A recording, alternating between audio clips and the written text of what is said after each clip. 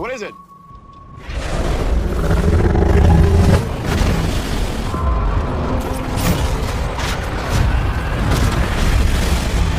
What offense did we give God to upset himself? Trust gave way to doubt.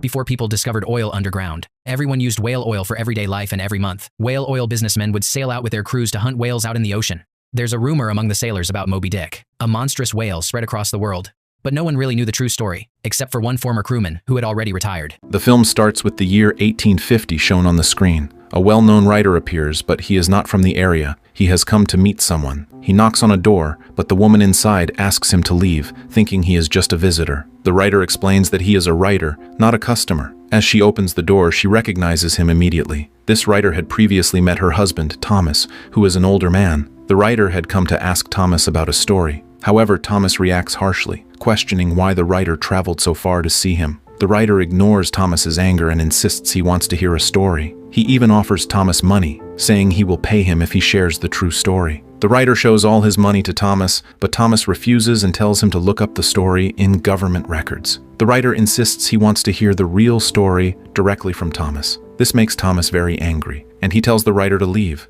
claiming he knows nothing. As the writer starts to leave, Thomas's wife intervenes. She apologizes for her husband's behavior and asks the writer not to take offense. She explains that Thomas has never shared the story with anyone, not even her. She urges Thomas to tell the writer about the incident they experienced. Finally, Thomas agrees to share the story at his wife's request. They were very poor and needed money. Thomas agreed to help because of this need. He called a writer over and said he would share a story that was bearable for him. It wasn't a made-up tale, it was a tragedy. Thomas explained that this incident changed his life. In 1820, whaling was common as people hunted whales for their valuable oil. Whaling was not just a job, it was a passion for many, and people even bet on which ship would catch the most oil. One character, Owen, worked for a whaling company and was content with his life, having a wife and a steady job. Owen met the owner of the company, who informed him that they were sending a very expensive ship out for whaling and wanted him to be the ship's head. This confused Owen because they had promised him he would be the captain next time. Instead, they were hiring someone else named George, the owner's son. The company assured Owen they would hire him as captain in the future,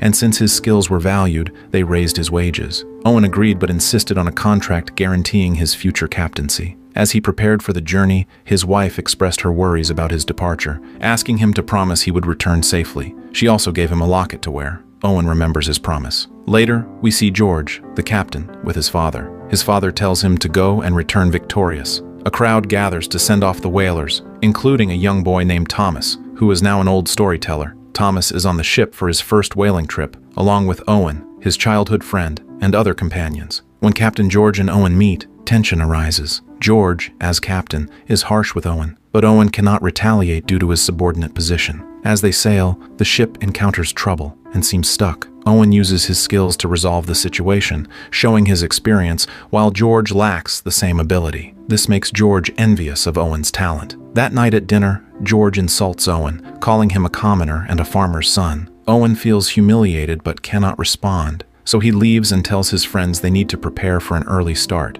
On the ship, those considered common are often looked down upon. The next day, George orders Owen to follow his commands, which Owen does reluctantly. When Owen sees a storm approaching, he warns George that it poses a danger and suggests they turn back. However, George ignores him and insists they sail into the storm, leading them into trouble. Owen is yelling during the storm that they need to turn back immediately. However, George continues to act recklessly and steers the ship into the storm. This puts their lives and the ship at risk. Eventually, they manage to escape the storm. Afterward, George demands that Owen apologize to him in front of everyone, stating they will head back to their island without any whale oil. Owen tries to reason with George, explaining that they can't return empty-handed because many people are depending on them to bring back oil. Owen successfully persuades George, and they decide to continue their journey instead of retreating. 3 months later, they arrive at a part of the sea where whales are plentiful. Owen spots a whale and makes his move. The whale initially tries to escape, but ultimately succumbs. They haul the whale onto the ship and begin extracting its oil. Since they need someone small to go inside the whale, they send Thomas. Days pass without any more successful hunts, and they start running low on food. They stop at an island to rest and encounter another captain who is also there for whaling. He shares a story about his last hunt, where he and his crew faced the enormous great whale, This whale attacked their ship, causing severe damage and resulting in the captain losing an arm while his crew perished. The others dismiss his tale, thinking he is just making it up.